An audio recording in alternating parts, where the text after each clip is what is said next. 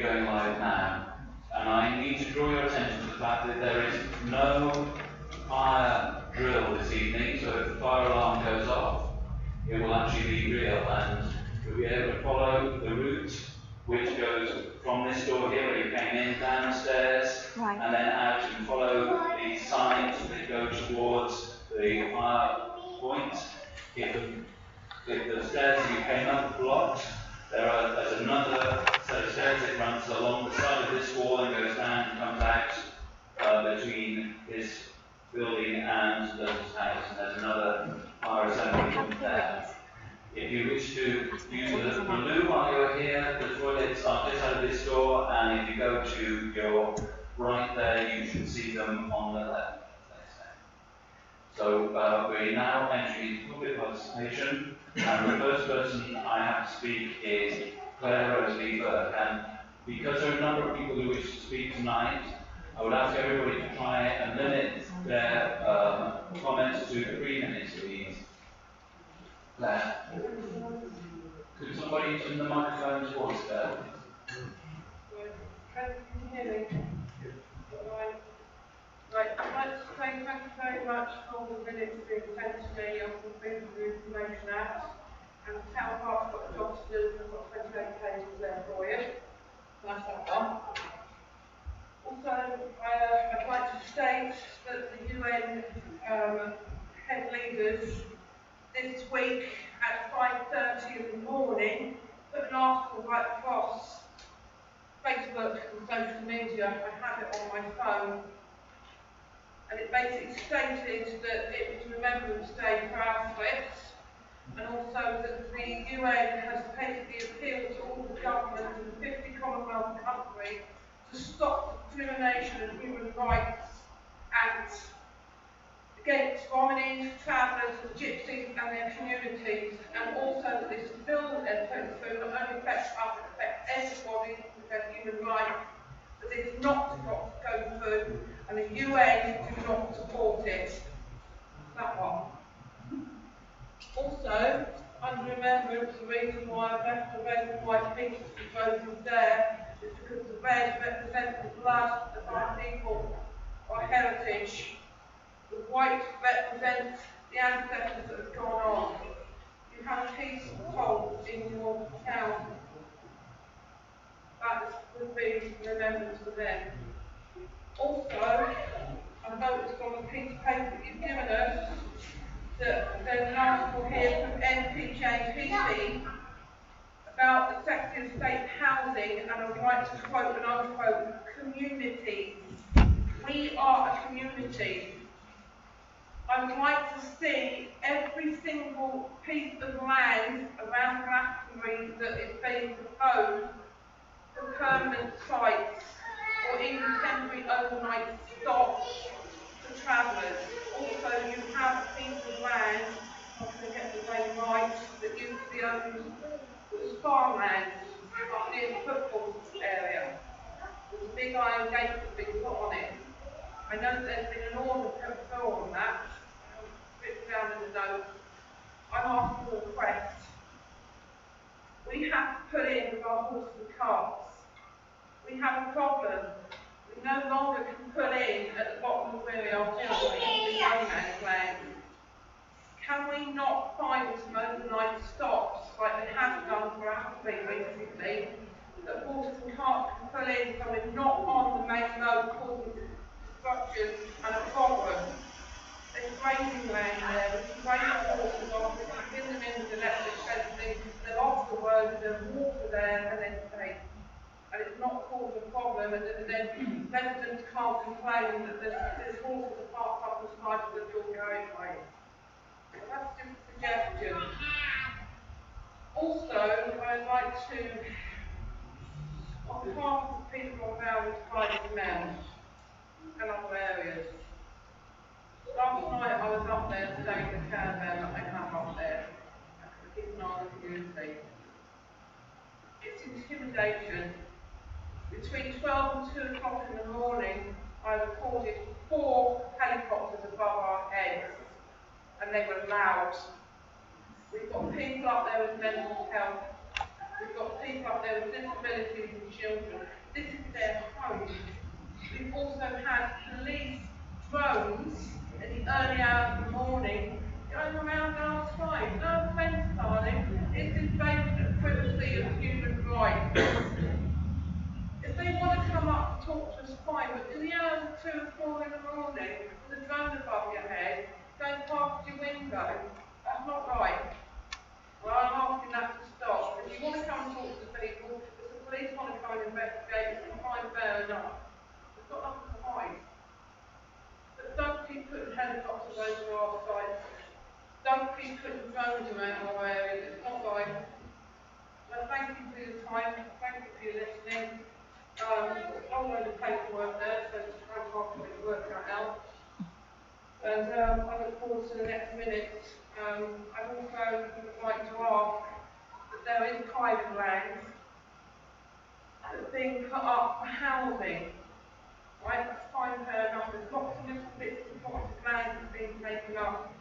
I've remember seeing one online about behind and backwards St. John's School, which I basically think was a ridiculous idea.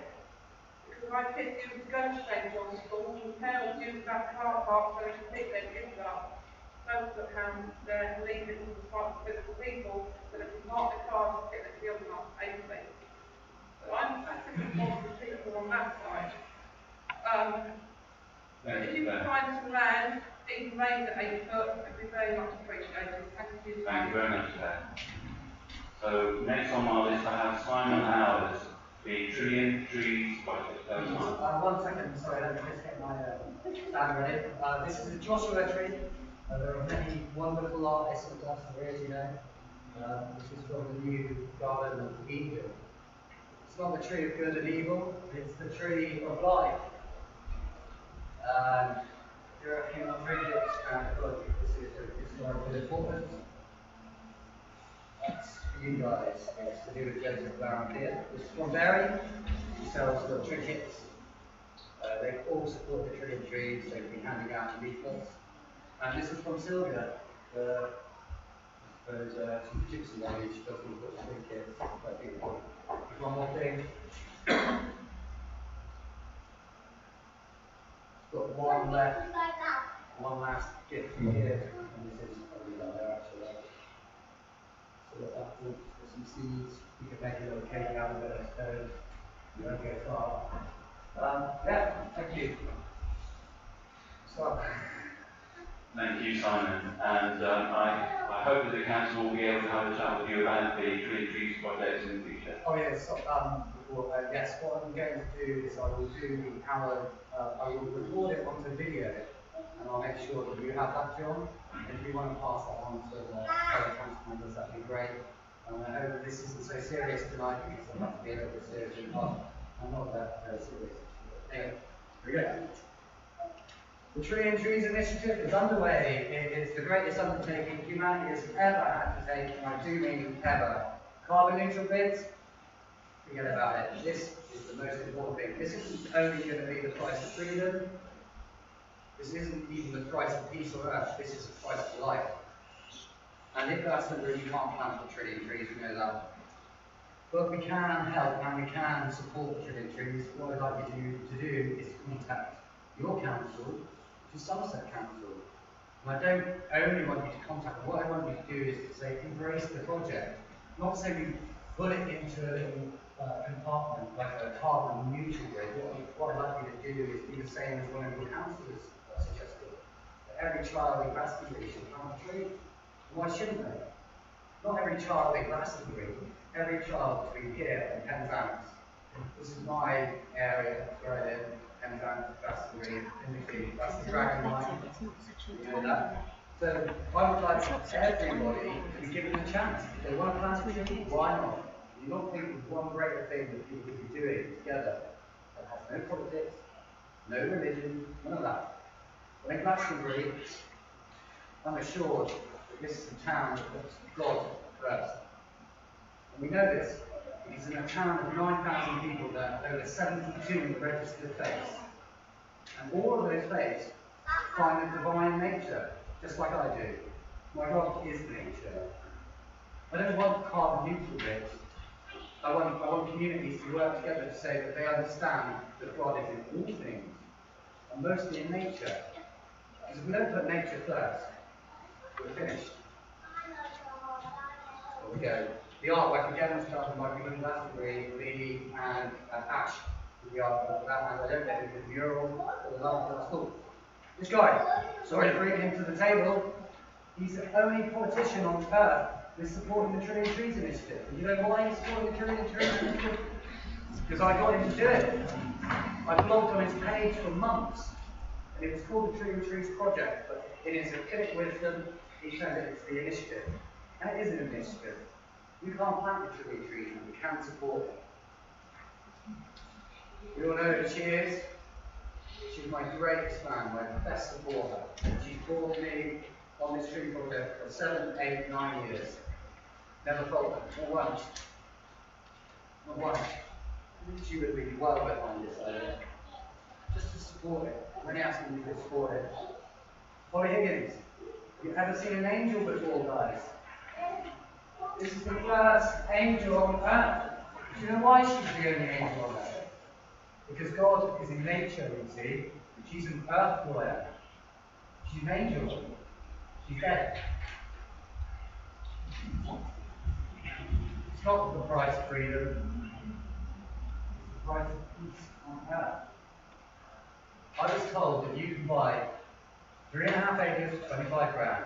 I don't have 25 grand. But I'm willing to put money in a pot so we can start that fund. I don't think it should go out to the private businesses. I think you guys should get together and put a pot together so we can buy the land for the town. The public sector, not the private sector, because we know what happens when the private sector becomes messy. I'm talking about the small ring of trees around Glastonbury. Land I was offered was between here and the street. If that becomes available, you lot should buy it straight away. No hesitation. You don't want houses around here. It's beautiful the way it is. Build up, build down, don't build out. This is from government. More carbon neutral rubbish. That's what I think of that. I think it's detestable. My final, it's probably good. It's probably okay. There's probably lots of good stuff in it, but they don't support the trillion trees. And why don't they? When it's the primary cause of global warming and climate change. Make no doubt, it doesn't matter what they've sent you. I've given you it now, and will continue to give you information to prove that deforestation is the primary cause. And they're sidestepping it the whole way. They've not stopped sidestepping it. I'm not going to get into that here, because I'll get in trouble, a lot of trouble. But I'm going to say this one last thing. Reducing political discourse is a game of semantics. Remember us talking about Stonehenge? It was being blocked. And why was it blocked? Reducing political discourse is a game of semantics, ladies and gentlemen. Thank you very much. Thank you, Simon. Next on up from this is Amanda Marshall.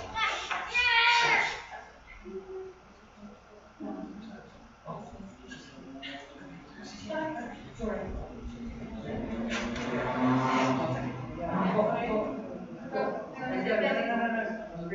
Here's £3. There are 10,000 people in Glastonbury. That's £30,000 to get £3 off the lovely later. Thanks.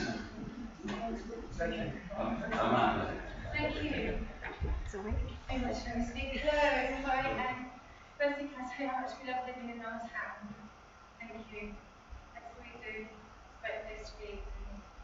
We've had an idea, myself and Angela, and a friend called Sarah, would like to run past you, and that's what we're doing, and we want you to support us. We have an idea to petition the Queen for a royal pardon for Allotments, the last abbot of Glastonbury. And we feel in our hearts it's the right thing to do. We've been asking people about the town, and we have so much support for this already. Initially, people are really behind it.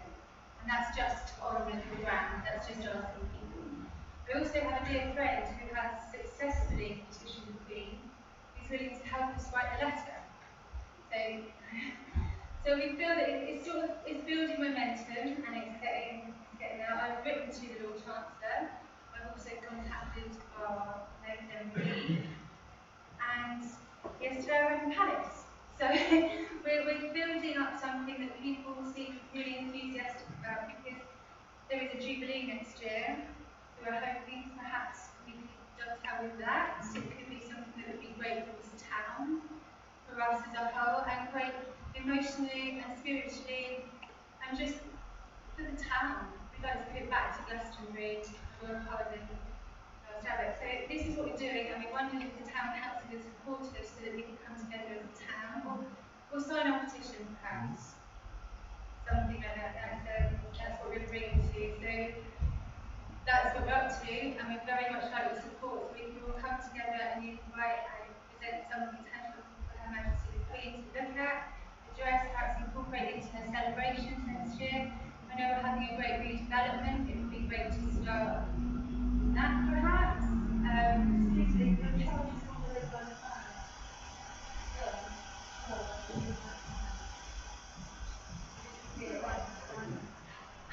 Thank you. I'm so focused this now, but thank you very much. No, I've got two, so they're always going in different directions. Thank you very much. So this is, thank you, that's what we're doing. Thank you, Amanda. I'm sure the council, at their own discretion, will be able to sign the petition if they wish, and we may see that this comes to a future council as a resolution of the council to decide whether or not they will support us. So thank you very, very much. Brilliant. We shall send it off to the Queen and hopefully get back to you with some great news so we can come together in town. And let's go. Thank you very much. Oh, yes, Amanda, do you have a question from the council?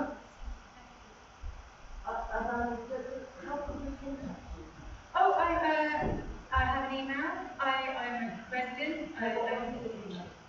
amarshallmiss@gmail.com. amarshallmiss@gmail.com. Yeah. Is that dot between A and Marshall? No, it's all one word. amarshallmiss@gmail.com. We're going to start a Facebook group. We're going to start some media attention. We're going to try and make this something really big. So you know it could be. It could be. Thank you. So next on the list is Mary Parish talking about lower side allotments.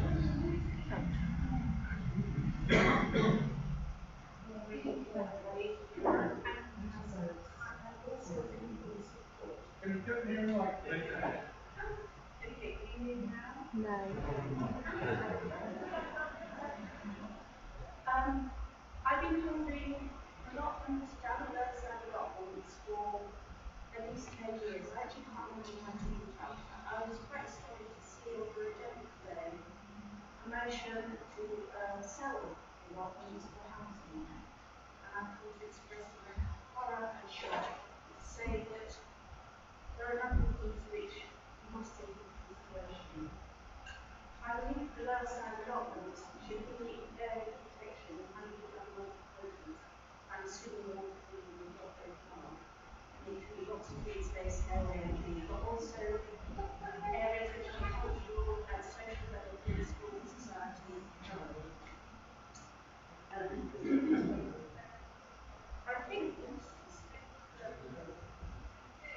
the allotments have particular environmental and social characteristics, which I think actually made the particular proposals for protection. Last year there was an increasing uptake of allotments by young people during the lockdown. And in fact, I believe there's now a waiting list of considering those more talking about those over people involved in allotments. So it's quite a considerable number of people in the town. So you compare the land itself, which I strongly urge you to consider. We also care for the development as well. And part of what I want to say is that some of the older allotment holders, and I think I myself haven't, they feel were unwilling to go away and keep fresh start after we spent many years building up the soil, building up markets, equipment, vegetables. And I know that one or two older ones actually couldn't bother to go to the new site because it was too much for them to do, but they were absolutely beautiful. As far as building on that land is concerned, mental development plan does refer to funding, and that's the policy. Also refers to formal recovery, whereas emotional quality work does social health. I think there's a slight mismatch there. Also, I'm here to be how the government go about taking counselling work delivering what I think is actually is the impact assessment. We look at the social impact, the economic impact, but also mental health benefits, which will be brought on by the We also need to look at food security, residents' access. I don't really know everyone to do. I spent what we ever company. I rely mostly on walking my own. That may not be possible in the future.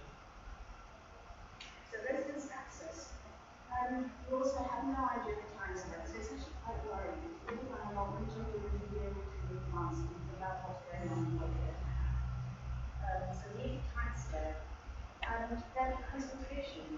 I think it would be very good to have details of mitigation land which will be around. At the moment, I think it's 1.5 hectares for thereabouts. So I don't know what's been offered in return. I see, somewhere up on the road. So I think that's been worked on that. So I don't know what that is talking about as mitigating trying to follow. Thank you, Matt. And finally on the list is fair, Crompton, unity within the council. Fair. Would you have a line? Yes, I went to microphone.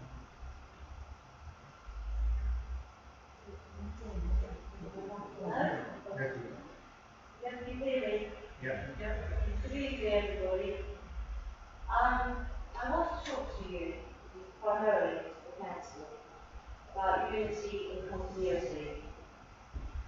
Something that I became very aware of the last election was we had long-standing councillors with the service community for many years and not just done the council table. We had a new wave who were elected in, and I was very sad to see the commitment and the expertise go out immediately. I was sad when there was a transition of power and the new elected councillors came to the town hall, that the outgoing councillors hadn't been invited to congratulate or commiserate and maybe pass on a few tips. With my limited experience of working groups, committees, Glastonbury would be a very, very good example. We had very long-standing members of Glastonbury who served very well. And the transition, this is one committee that we call it Glastonbury, but something from it. An example would be people go down to Dickens to get their forms, the last one forms in Dickens. Steve Butcher runs out of forms, they will come. Third location is Glastonbury. Simply because people don't pass on the knowledge. It makes us weaker as a council. I've gone over my 2 minutes. No, I haven't.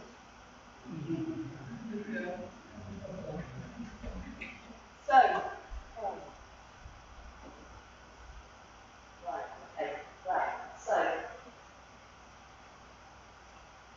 I'm going to propose something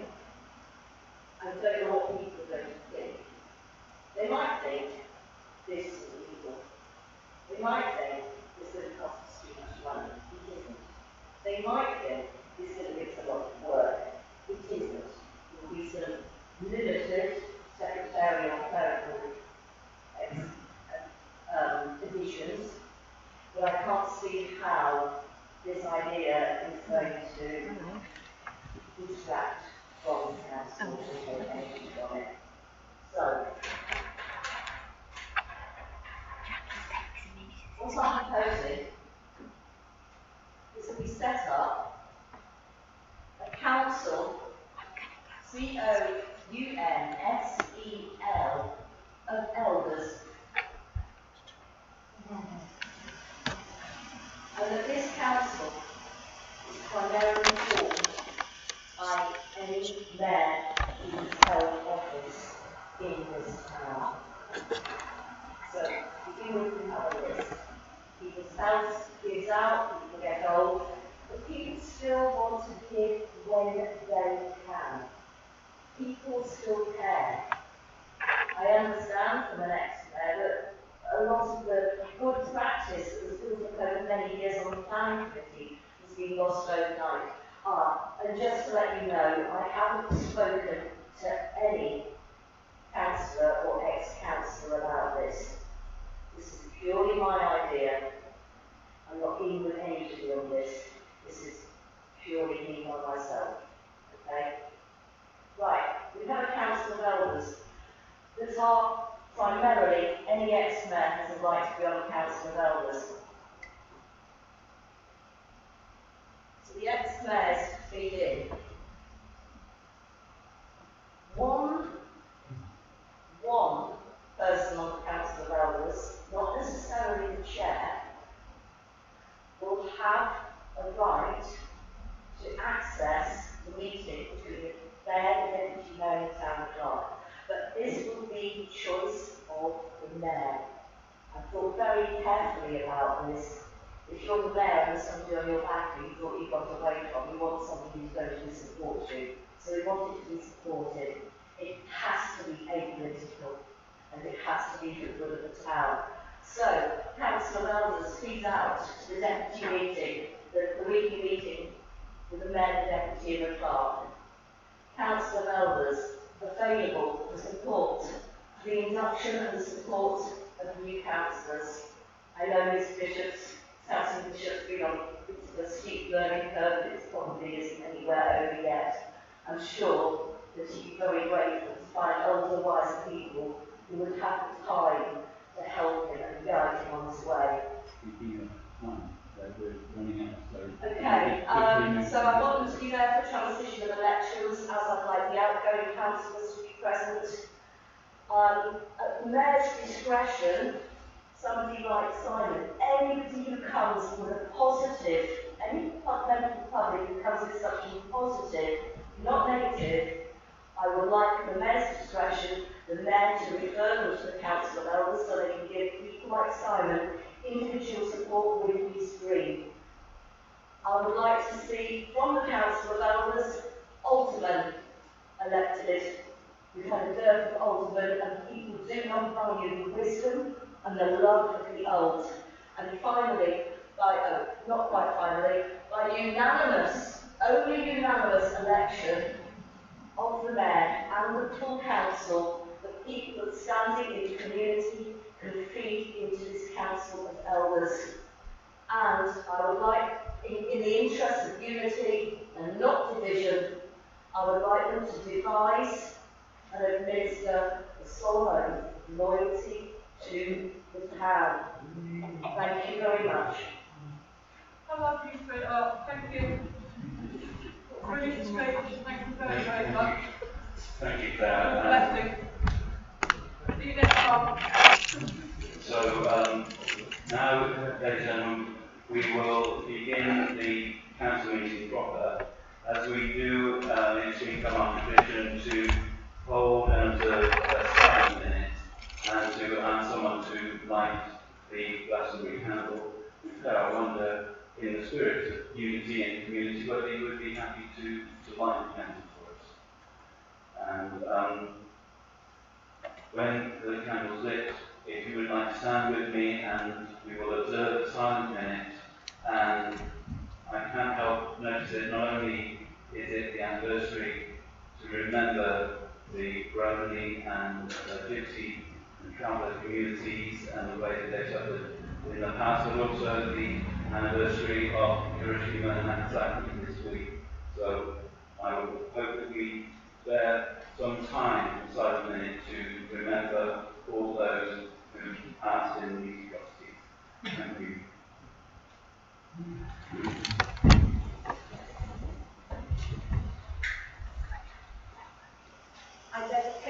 empowered and is living flame to the forces of light and illusion. May light avoid, surround, protect, guidance in your role makers. So what?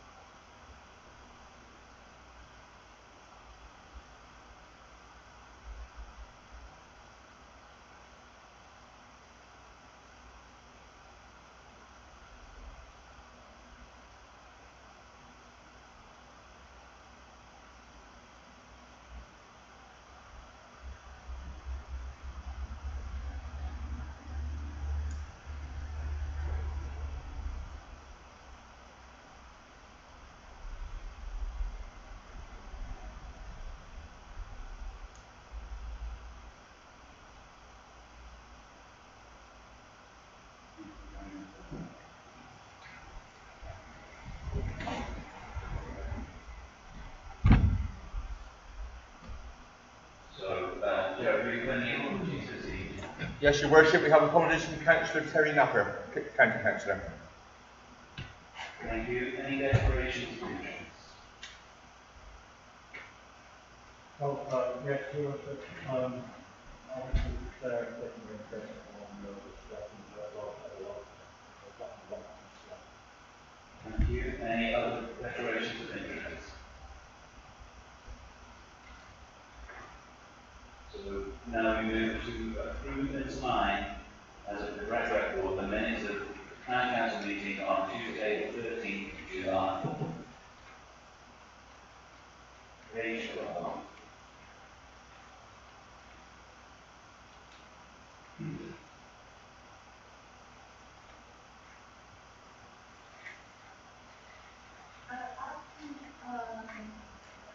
Now, to be back to the stand. So, Your Worship, item 4 on the agenda, the summary of actions for the previous meeting. Can we tie that in with this, the minutes? Do we, we've got this line, or do we just, No, we're just checking for accuracy of the record, and then we will come on to, at the mayor's discretion, the items in the minutes that are approved can be discussed if you wish. So we let's move to page 13. Next slide. Two issues. One, item 45, I actually requested that individual councillors may wish to comment on the application to Glastonbury. It wasn't a petition, it was suggested that you wish to comment. Did you hear that? I did. Thank you. Francis, could you all just test that your microphone is working? I'm slightly concerned that they're not on. If you speak into the link, let's agree.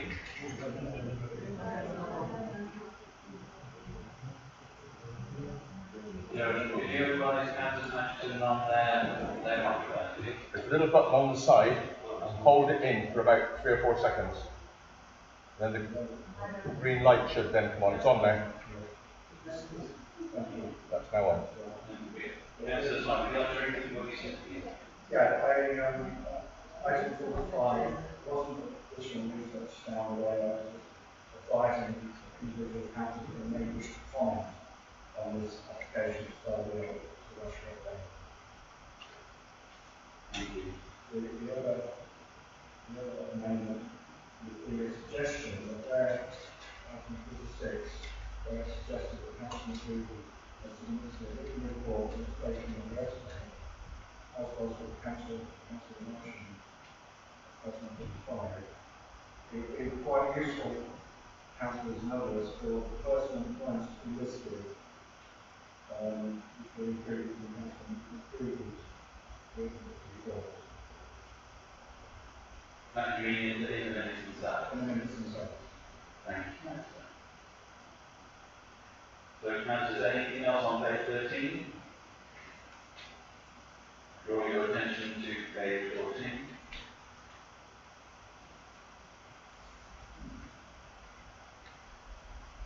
Page 15.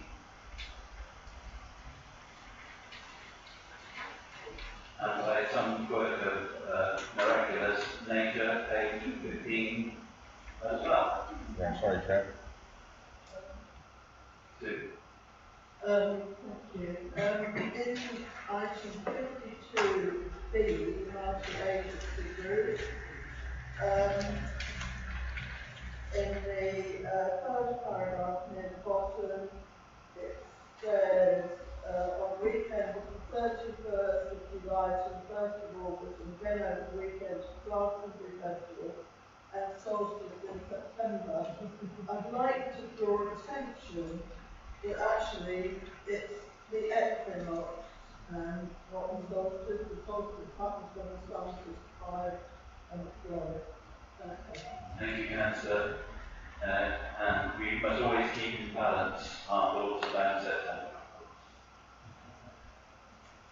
Joe, will you change the number on the final page 16 for us, please? I will, Your Worship. Anything on page 16? Councillor Bishop. Mr. Mayor, 52, B again, at the end, there's clarification on contact with each organisation. Should be by letter to reply submitted to the clerk. Yes, you should add that to the minute. Thank you very much, Councillor. Joe, can we add that to the minute, please? Okay.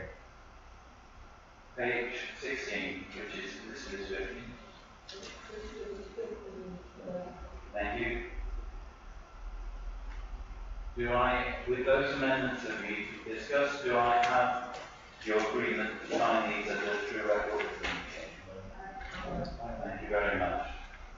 While I do so, we will move on to the next item, which is a summary of Councillor Pride. Before we move on, we wish to raise a point in relation to one of the items on the minutes. I'm happy with their discretion to allow you to speak to that if you wish to do so now. Thank you, it's just quite a lot of action.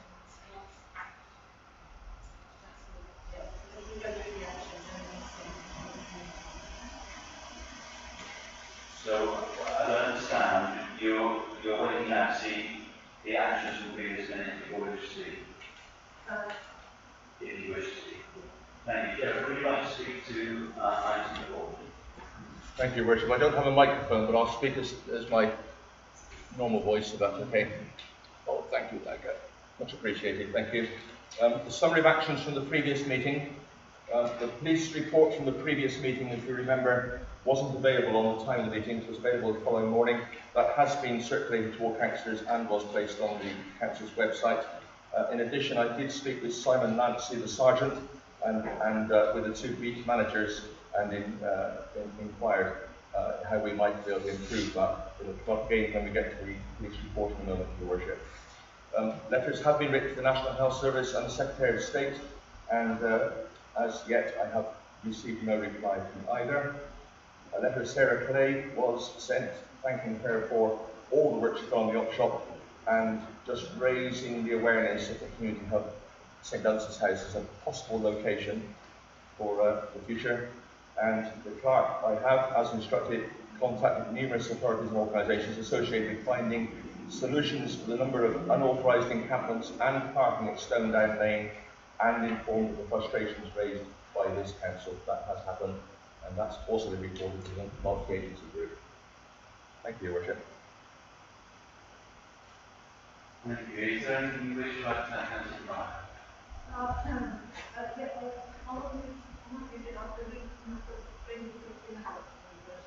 But the site is that still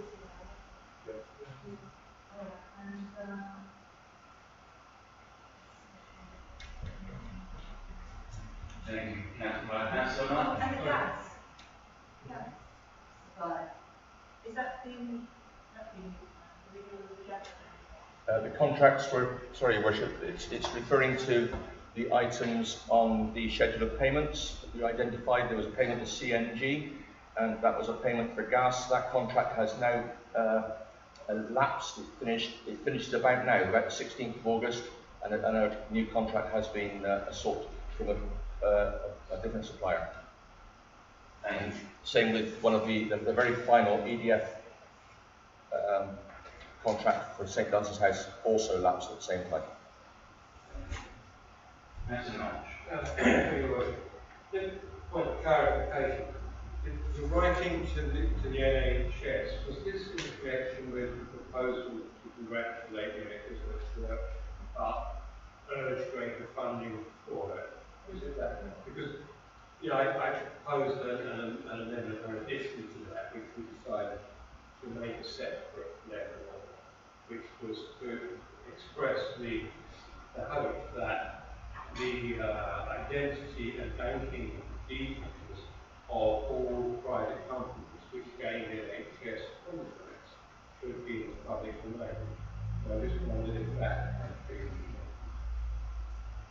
I'm unsure whether we actually need to vote on that motion. Could you advise us on that? No. Your Worship, you didn't move the motion on there. The letter that was written to the NHS was to thank them for their sterling work during the pandemic, and to raise the concern which I sent to the Secretary of State, which is the items were separated out, on our concern about the long waiting lists and the inability to easily access a doctor. Thank you. You're quite welcome at a future meeting, though, to put forward a motion to that effect, which may be the right and correct way forward to do that. Thank you, Councillor. So, Councillors, we now move on to the receive a police report. As you see tabled, we have a Avon and Somerset Police Mendip West newsletter. Your Worship, can I speak to this, please? Yes. Someone's phone going.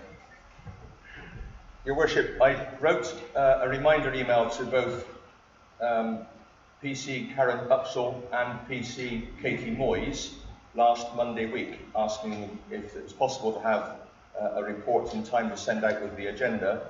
Sadly, that never came, but it did arrive on Friday, and I was unable to open it. So for whatever reason, there's a glitch in the IT system. I could not open the report. So I went back to both officers asking for them to send it again. The former is on leave until the 23rd of August, and the latter is on days off until tomorrow. So I'm afraid that I can't get access to the report. But, Your Worship, one more extra point. Councillors Lund and Henderson did meet last week with PC Upshaw, and they may have an update. Thank you. This would seem an appropriate time to ask the said councillors, Councillor Lund and Councillor Henderson, if they have anything to add to the police update. Could I just ask if one of the maestros would turn on some of the lights? Councillor Lund. Okay, so Carol Upshaw and Councillor Stevens and myself spoke during the week. A couple of things that came up I thought might be worth mentioning, and that was that we all know, and I think we all know, that police officers carry mobile phones, and some people are given access to their telephone numbers. Some of those numbers are given out to various people if they have been regular calls, and people who have got many sort of issues to deal with. However, we've seen maybe one or two incidents where members of the public have used the phone number, the mobile phone number, called the police officer, and that police officer has been off duty.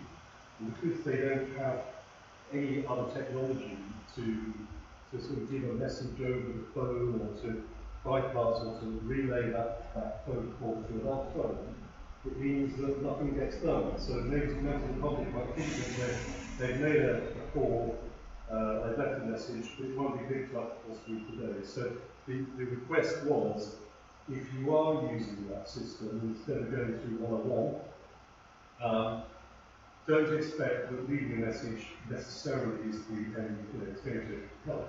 So have another method as well, another mobile number or assist with 101 or make a report. And I think it was recognised that the way to use the 101 service, it's a lengthy process to actually write or type in your complaint or your piece of information. It's far better if you can speak to somebody. That's what one is getting possible. We did mention about, we've had a report about the people that chalk on the pavements in the town. It was suspected that someone may be using a sealant to seal the chalk to prevent it being washed off. And I've asked police officers to be aware, have a look when they're out. The people who are doing the chalking are well known to police officers, but we don't mind, I think on the whole here, it's chalk, it washes off, but if it remains permanent, I think that might be a concern for the council. And finally, we know there's been an increase in the presence of police officers in the town, which we welcome very much, but there's still a not adequate supply at certain times of the day or the week. So I kind of suggested, well, why can't we resurrect this idea of volunteer information assistance during some time? People who can be identified, walk around, just giving information to the members of the public. Because the police officer we spoke to said that she spent a lot of time telling people where the tour is. And it does happen to all of us. It's happened to me. People say, how do I get to the tour? I'm in the central town. So it would be useful to have those information assistants. I think we should replace that with the information centre. It's possible to do that. What I just want to mention is the police said yes, they would support those people whoever they are, and it would be a way in which if there was anything happening in town, that could be reported perhaps a little bit more instantly to police officers. I think that's about it. Thank you. Thank you, Councillor. We have items to receive a report from, sorry, Councillor. Sorry, Richard, because there's been a police report picking up on what was said, it would appear, and this has been raised by several people with me, that the idea of the duty phone seems to have disappeared. If you remember, when all the traders had a radio and they were calling in, you had the police officer who was on duty, and he kept a phone with the same phone number in the police post, and when they were on duty, they picked it up so that it was possible whoever was on duty had the duty phone. So if there's any police officer on duty in the town during the day, you could ring that number and you could probably speak to somebody. I don't know where that duty phone disappeared, but a phone is not an expensive item to buy now. And I'm wondering whether this council might feel that if we can't find the old one, which I rather suspect we won't, whether it wouldn't be useful to put a duty phone in the police post, which when they come on duty they can pick up something and they carry it with them. Everybody in the town, all traders and people could have that number, so that if there was a policeman on duty in the town and it wasn't a 999 situation, we would have an opportunity to access them. So I don't know what councillors think about that. It seems to work well on the other radio system, but it seems to have fallen by the wayside and something that we could try to pick up again. Thank you, Councillor. It may be worth a motion at the next meeting, if we could work out how much it might cost. Could we just perhaps ask the clerk whether he could do a bit of investigating, and whether we need a motion or not, your worship, for that, I'm not sure, but if we could just find out how much it cost, and came back to the next meeting under the police report elements of it, then perhaps we could deal with it there. That sounds like a plan. Are you happy to do that, Gerald? Correct, yes, your worship. Thank you very much. Thank you, Councillor. Councillor Haynes. Thank you, Worship. Is it worth touching base with the police? I'm quite happy to run that past them just to see what they're doing. Yes, I think so. The Councillors, we see item 6 says the report from Glastonbury Chamber of Commerce. Is anyone here from the Chamber? Your worship, can I speak to that one please as well? Yes, please. But before I do, you'll be interested to know we have 12 people watching us live, and the comments that are coming through on the screen here are saying that not everybody can be heard. So please, when speaking, if you can, speak to a microphone and slower perhaps as well. On the item, Your Worship, of the Chamber of Commerce, an invitation was extended to both Paul Manning and Jill Barker, and I'm afraid neither were available to come this evening. I spoke to Paul Manning yesterday. He's asked me to relay to the Council the members' event, which is to take place on Thursday the 19th of August at the Abbey House, when there will be a presentation from Janet Bell, Director of Glastonbury Abbey, and the subject is tourism. And I think that's at 6:15 is the presentation. The extension has been, the extension to all councillors is there. The tickets are £5, but I'm sure if you're attending on behalf of the council, the town council will pick up that cost. Thank you, Your Worship. Thank you very much. So, councillors, we now move on to the resolutions that came out of the various committee meetings that were held between the last council meeting and this. You have them tabled in front of you. I wonder if anyone wishes to speak to this, or should we move on to the next? So, Councillor Addison, then Councillor. It's just, thank you, Your Worship. Just one small matter was the Property and Assets Committee resolution, where it says to continue the search for suitable land for additional allotments. We did refer to the fact that it might be appropriate to look for parcels of land for building as well, social housing developments. That's right, I think that was raised, is that one? Was it part of the resolution? I'm not 100% sure if that was categorically put as part of the resolution, but there seemed to be a tacit agreement to that. So I think in the next meeting of the subcommittee, that needs to be raised when the minute goes through, and we'll be able to check. Thank you. Any other comments? Thank you, Your Worship. I'm referring to the £5,000 which has been allocated for the work towards Stonehenge. And just to say that the problem is that we've now created this MAG group, as they like to call themselves, and the residents around there feel that now the issue has now been parked, and nothing seems to have further happened. So I'm just wondering whether we could actually give the clerk authority to find a lead organisation to move this forward. And certainly the residents and farmers around the tour believe that that lead authority ought to be the National Trust, because actually it's the National Trust property that is attracting the issue there. If an event happens in the Abbey takes responsibility. If an event happens at a certain field in Filton, then the festival organiser takes responsibility for it. It would seem reasonable that the National Trust take the lead on this to try and make something happen, because they are the attraction that is causing the issue. And as I say, it seems to be now that they've set up a group, they've spent a lot of time talking, but we've not seen any progress whatsoever. So I wonder whether this council could give the clerk authority to pursue the National Trust to see if they would take the lead on this, so that we can actually perhaps get something. Thank you. Yes. Can I just speak to that? I don't know if I can be heard. There you go.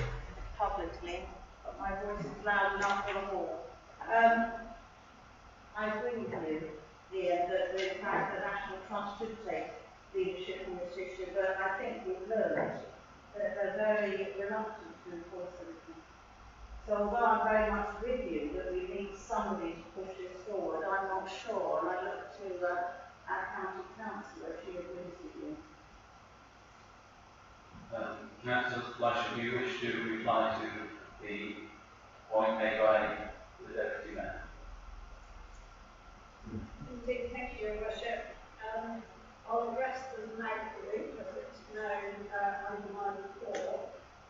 I think there are two things here. One is that if any work is to be done on the highway, it has to be done by the Highway Authority, or another organisation that gets a licence from the Highway Authority and uses an approved contractor. What the National Trust could be argued is responsible for is any event that takes place on their land. If there's quite a difference between the two. So if it were argued that any event taking place on the tour, like Sun Solstice, is an event, then the National Trust could be considered the organiser and would then have to have an event management plan, which would include a travel plan, which would then feed into the county council in a way that the much larger festival in this area does. But that would require the National Trust to step forward and, if you like, own the event and call it an event. It would, of course, not have a ticket price, so there would be no income for the National Trust to then use in its travel plan or any other. But it could be semantics, but it could be really important in how we move forward.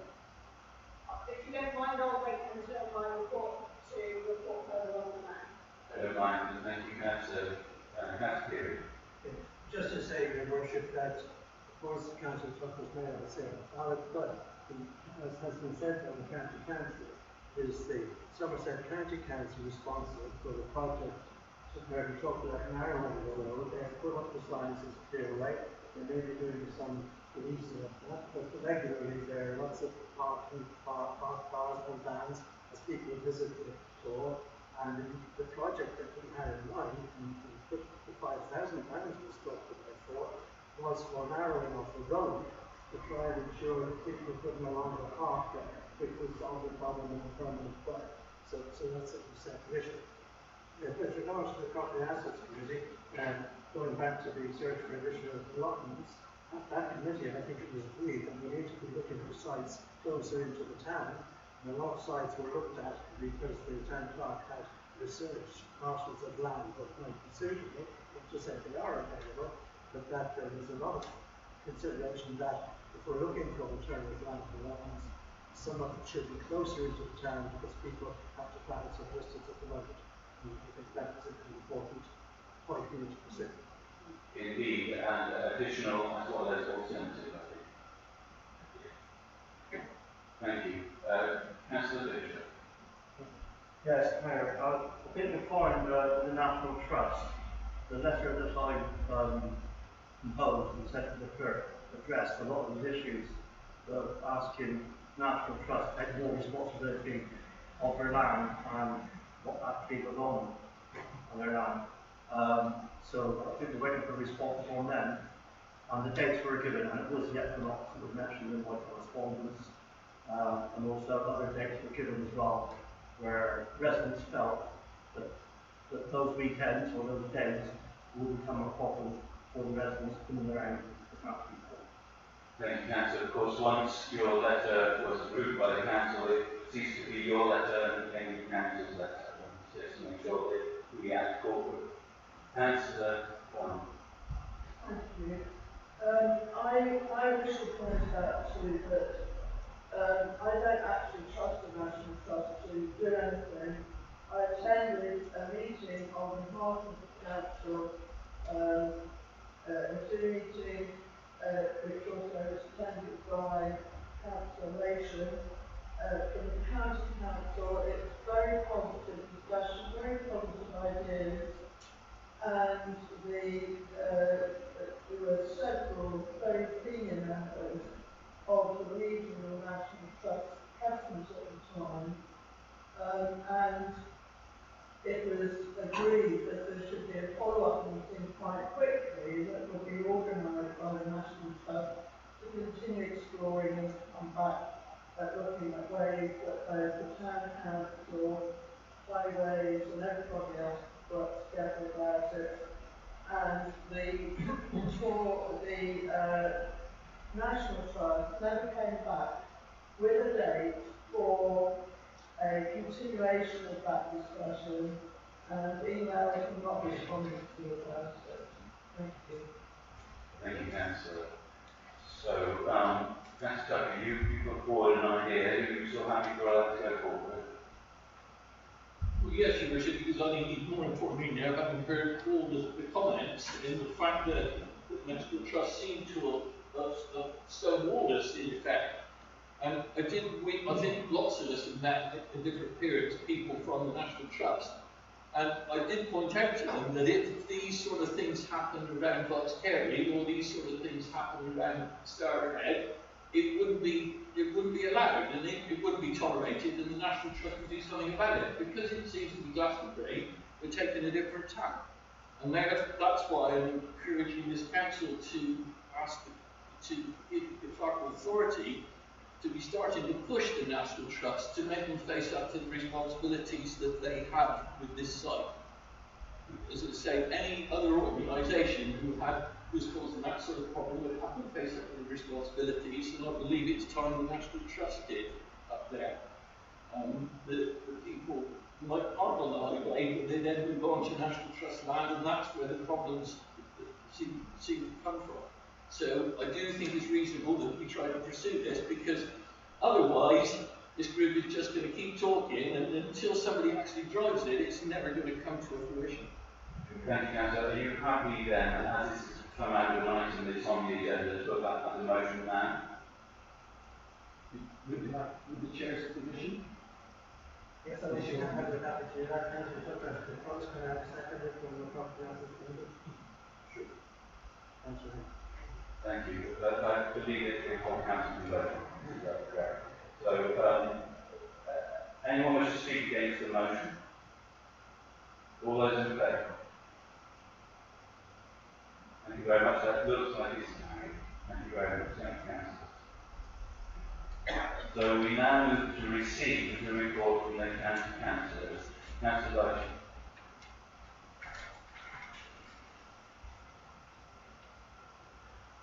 Thank you, Your Worship. Further to your vote on the Fishing National Trust, I think one of the things that we did discuss at one of the many meetings was to look at Wiltshire and to see what happens at Avebury. So it's one thing to look at Stonehenge, but that's English heritage. It's another thing to look at Avebury, which is National Trust, and also has rights of way across the land. So I had a long conversation with Sergeant Simon Lancy on this subject. So we're always told that it's more difficult to get the tour because there's a right of way on one side and down the other. That's correct. There's a right of way right through the stone circle at Avebury. I checked it on Wiltshire Council's website. The land belongs to the National Trust. They blocked roads for the summer solstice, and they had a very heavy police presence. I'm not suggesting you want a very heavy police presence, but it does show that the National Trust was acting differently in Wiltshire, and so were the police, and they were in contact. And I think that is one of the most relevant things for us to concentrate on.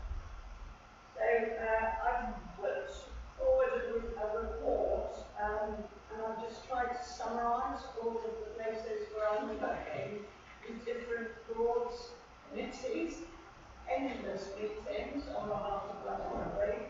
So unless there are any corrections after this evening, I would hope to be able to ask for that to be published on the town website, please, and then link to it from social media so that people can get an idea of just how much is going on in the town and how many people are involved in all of these actions. I won't concentrate on the town doing all because I know Councillor Tucker will do that. The multi-agency group, I do understand how frustrating and slow that is, but following some social media action, I've been in touch with officers at County today about plans for Stonedown Lane, and I've not yet seen that the designs are there. So I'm hoping to see them as soon as possible. I'm hoping that we all will on that members group for the MAG. I've asked all the way through, and so Councillor Tucker, to ensure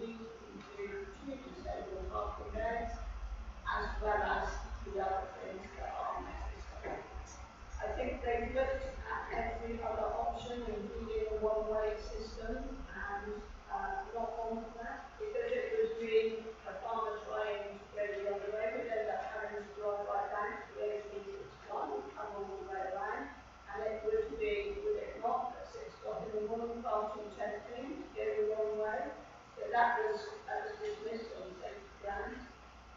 I am convinced that the work is being done. I just wish it could be delivered more quickly. But I don't believe that it's something that the town council should try to deliver themselves, no matter how frustrating, because I know that the budget for that work has been identified.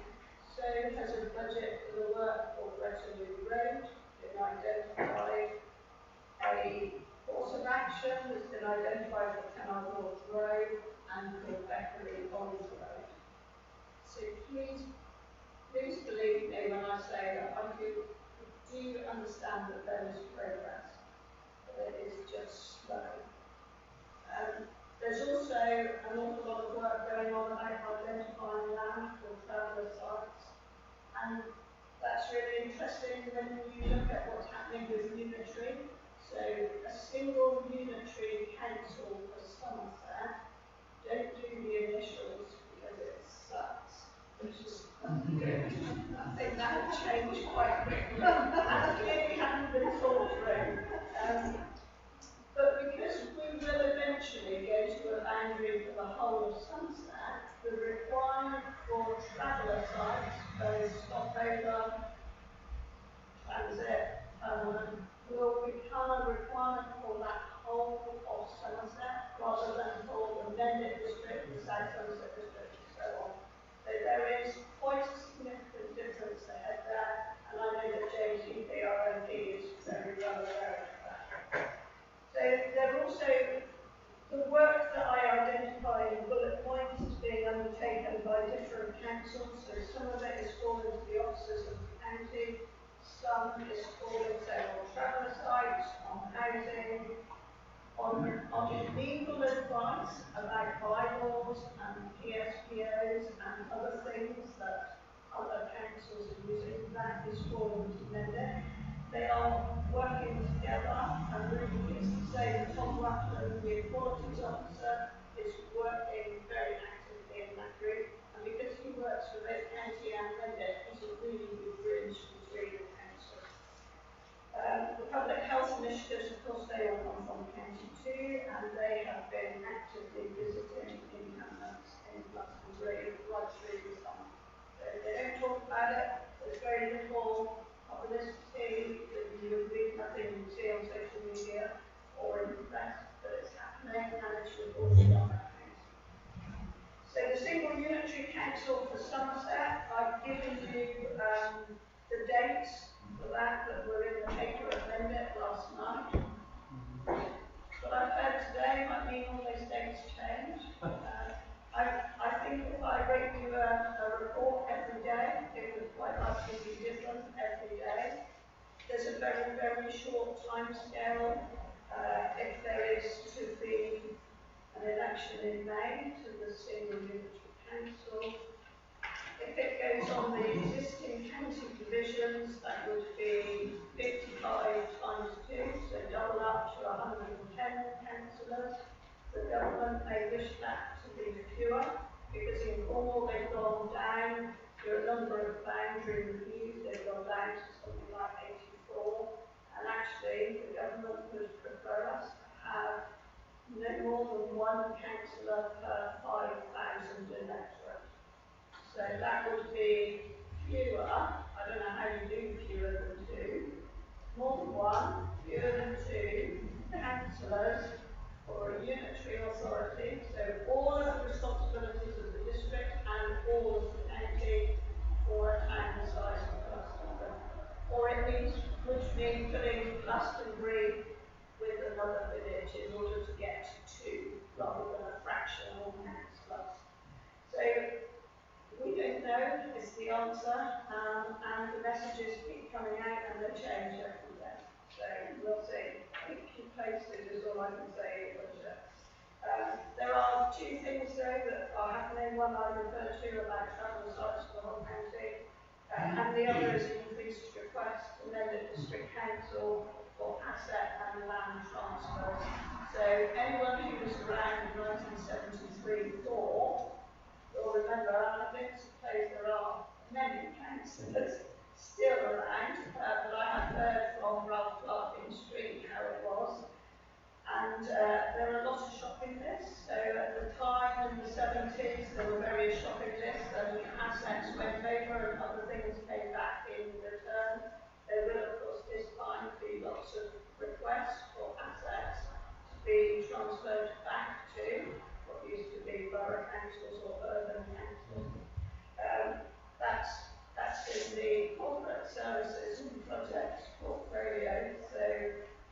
seeing all of those come in, and they're quite significant.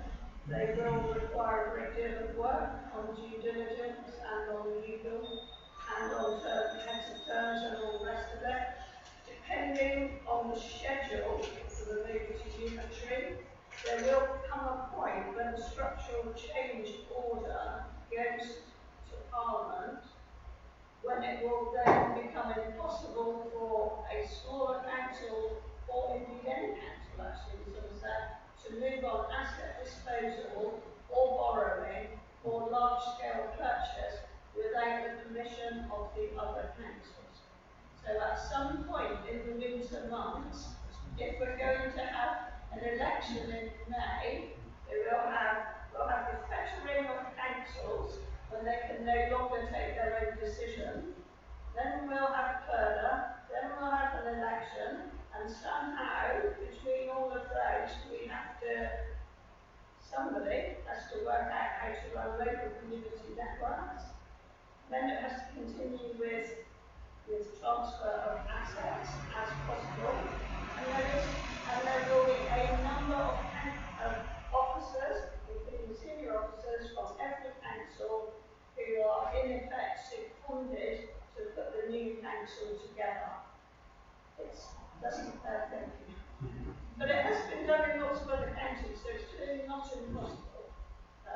So we're not being picked. But if we have an election in May 22 and the vesting day of the new council in 23, that would be only the second county in the country to do it that way round. Normally you have the vesting day immediately followed by the election. There are pros and cons to both.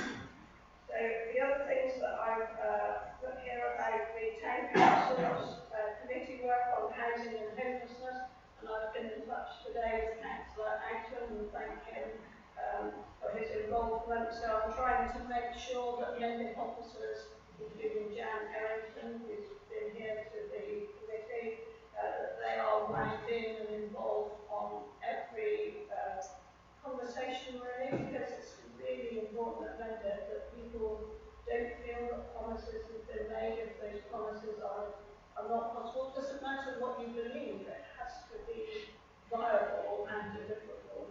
So there are things, for instance, like the land at Bride's Mound or Bridget's Chapel or Beckery, you can call it whatever you will. There's a covenant on that land that does not allow development or any residential property on that land. So whatever anyone thinks, and I can tell you that Councillor Napper took that idea to the County Council to check its validity and was told that it was completely impossible. So we have to do that. Then I've got to wind in as well. Councillor Bishop will be interested in this bit about government funding coming forward for change-in-place toilets in each of the Mendip towns. So Glastonbury Street are waiting and need to be considered. We might be able to tie that in with other things happening. We might be able to even tie it in with the Abbey and their new entrance. That will of course then include the town council in the conversation. It will include Mendip, that's our part. You can do the jigsaw as well as I can. But it's really important that we get that done, and I'm really pleased to say that the local MedCap for Glastonbury District has a very significant amount of capital. They can't offer to run the changing place, but they do have a very significant capital contribution. So we can plan that with considerable confidence. And I'm really keen that we wind that in with the town bill. I've talked about the police. Simon Nancy's now talking to Community Alcohol Partnership, which many of us who sat at this table long before COVID will remember here. I can't remember what it was, the Glastonbury something partnership, wasn't it? And Emma George was in the chair. It was the Community Partnership, and I remember the Community Alcohol Partnership chat coming and presenting. So that link has been made again, and they have considerable resources to offer up. The National Trust and Tenant Farmers, it's a big one really. I'm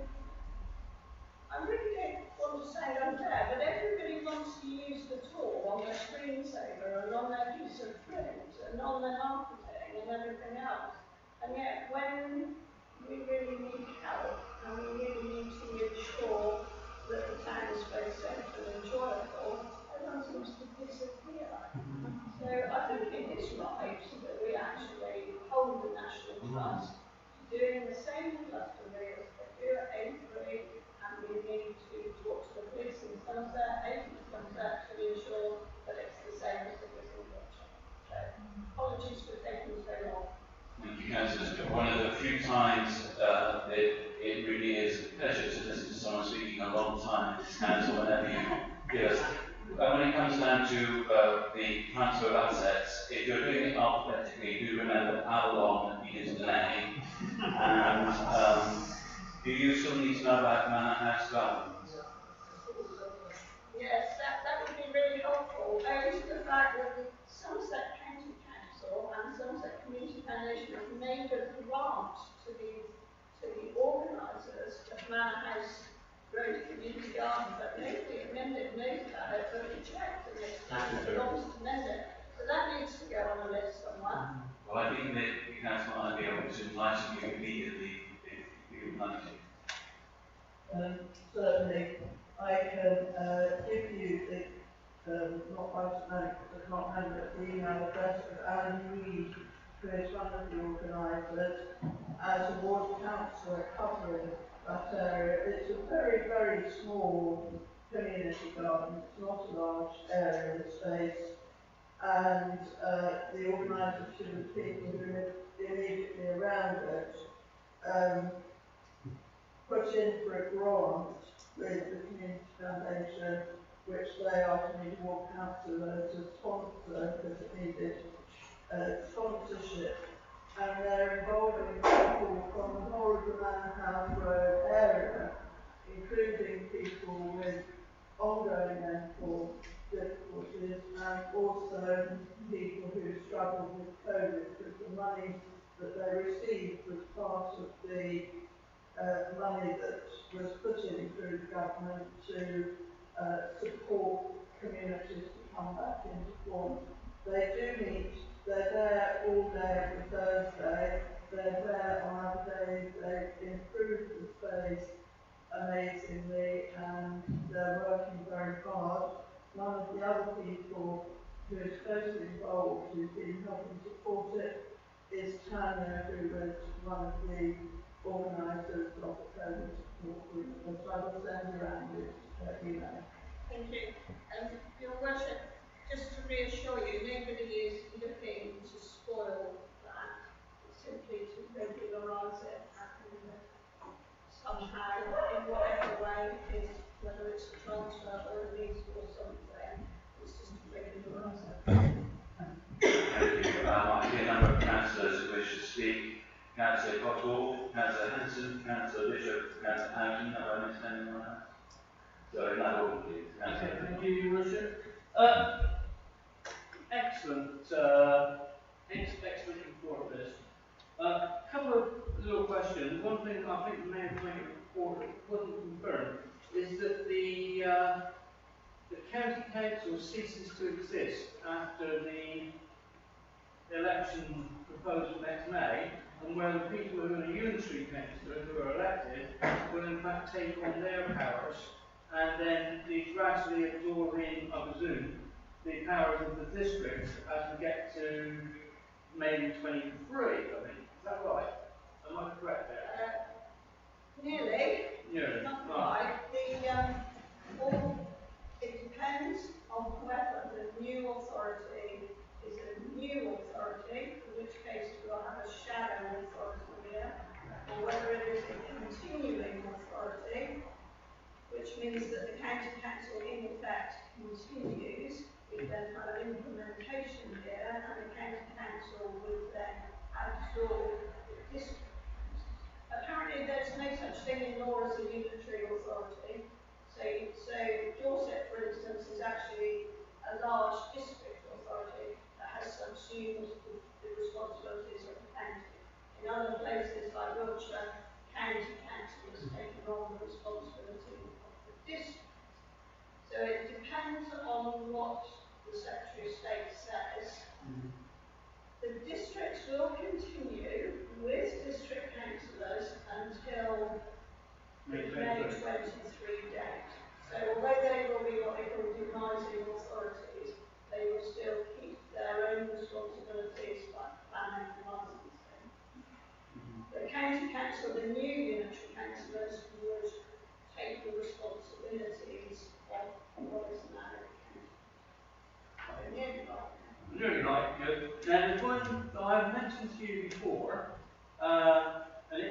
fairly trivial thing in the grander scheme of things that are going on at this moment in time. A while ago I mentioned something similar. It's the signs. Now, they're falling down, they get hit with an accident. This is the road signs, okay? I have one at the end of Quick Lane, which was hit down about 4 or 5 years ago now, has never been replaced. It points at the end, it points to Shepton Mallet and points to Glastonbury. That has never been replaced. And now I've noticed that we've got a large sign that has been hit out on the relief road here. And I'm very much afraid that if somebody doesn't pick them up the backside, i.e. yourself, nothing will happen and it will just be left there or put to one side and they won't bother to repair it or put it up again. And I also noticed one on the way to Birdsall this week, where it's fallen over and nobody's bothered to move it. The sign at Hart Lane Bridge has been hanging off for as long as I can possibly remember, and it just goes to show that, and I know it's little things, or it may appear to be little things, but in the greater scheme, if you can't manage those little things and get them sorted, which are easy, comparatively, then you're not really, they're not really very good at organising anything. So good riddance to the county council, in my opinion. But I'd just like you to sort of give them a reminder about those things, if you could, please. Okay, if you could email me with the actual where they are. Yeah. I'm not asking you for postcodes or anything. No, you can't. A description that I can send on that would be good. Okay. Thank you. Anderson. Thank you, Chair. A couple of quick things. There's regarding changing places toilets, I've brought that to this council several times. So just to say that if you need any input from the town council, I'm quite happy to step up. And the other thing I was going to mention was that I don't know whose responsibility it is, but the vegetation creeps over the path going down the A39, the bypass. It started to be cleared in the autumn, and it was amazing how wide that path was. I kind of forget how wide it is, but obviously over the growing season, it's creeping back, it's creeping back, it's creeping back, and to some points the path is only about sort of less than a foot wide, and with people quite often pushing pushchairs and things down that road and disable obviously access, that needs to be kept in check, because sooner or later the whole path will be covered, and then there'll be a case of it'll be a sort of foregone conclusion that there used to be a path there at one time. I can tell you that there was a meeting between the volunteers and highways, and they just yesterday morning, I couldn't be there because I was in Shepton, but I can't find the contract that covers the far side, so like the side away from the road along the A39. Right. I can find the contract of the amenity man, say by the Sharpton Road estate. I can find the contract of the edge nearest the road, and I can't find anyone who can tell me what the contract is for the far side of that path. And the only time I've ever managed to get it cleared properly was when the community came back, teams cleared it. They cleared it to such an extent, I thought they killed it. I thought they killed it a lot, within 6 months it was bad. I mean, it's mostly really wide and things like that, so I mean, it wouldn't hurt if it wasn't sort of kept right back, you know what I mean? I did wonder about the I'll find out from people who are meeting this stuff. Thank you. Perhaps Willie Wine could be a useful addition to the armoury at Stonedown Lane, growing out as quickly as it does. And no danger of district or county letting it back. So next is Councillor Bishop. Yes, Matt. First of all, I think I'm probably most thankful to all, but thank you and thank you for your hard work. Represent the town of Glastonbury, first and foremost. You mentioned about passing days up around the Glastonbury Port, and also disabled days, yeah. Has the council given any thought to combining the disabled days with the 4-bus day in the planning?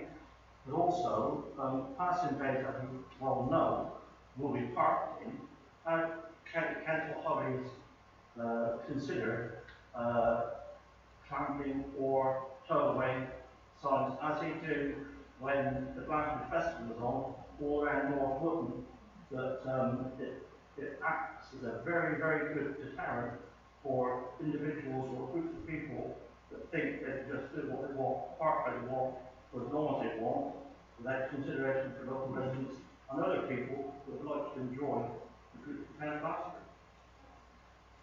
Okay, I can report on that one too. At one of the many meetings, because I think it was the one with the police and the national trust, we asked Jeff Bunting, who's the highways engineer, if it was possible to have supplementary signage, A, that explains what a clearway is, and B, that it's a towaway zone, because that is possible with a clearway.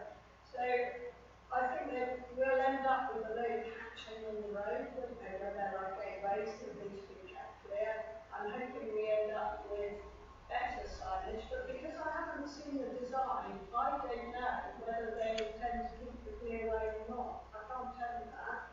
But I asked in the short term for additional signage for the towaway zone, and I also speak to Noel Reynolds, you'll know from NSL, and she's going to put it right into me what NSL would like to see up there in the short term, and I'll push that into the group communications again.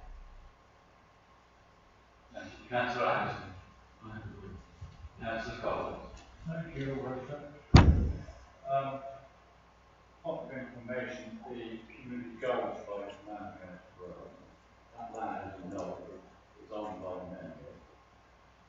The residents pay one rent £1 a year.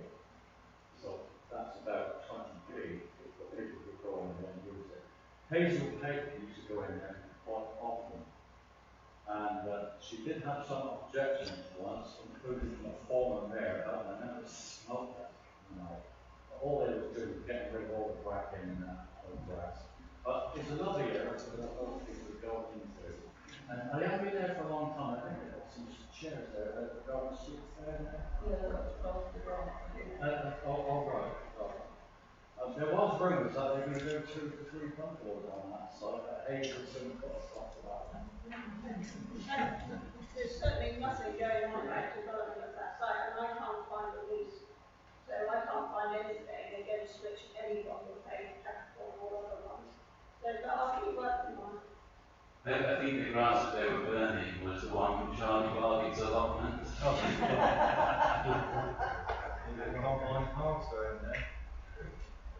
Any other questions for Thank you very much, Liz. Thank you for all you do for us. What a splendid and wonderful council you are.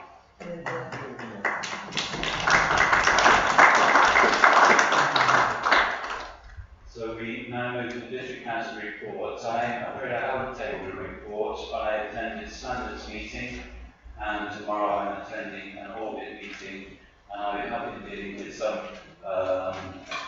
issues that some families have within my ward, and I'm also being involved in things related to the absolute drainage board. That's my very short reports. The table of reports of Councillor Lindsay McDougall. Would anyone continue to speak to this? Are there any questions on this? I assume everybody's read it. Councillor. Interesting, because Councillor Lushing was saying in her report that there was the town deal and members of the council to understand the wider work that's going on in Glastonbury. And the thing that I saw straight away, the excellent idea for the electric car bike sharing scheme. If you haven't read the town investment plan that clearly, or maybe it's hidden somewhere, we were asked, we volunteered to put in electric car club and electric bicycles within our bid, and that was to be partly stationed down at the buildings on Morlands, partly in town. So there's a cross purpose there.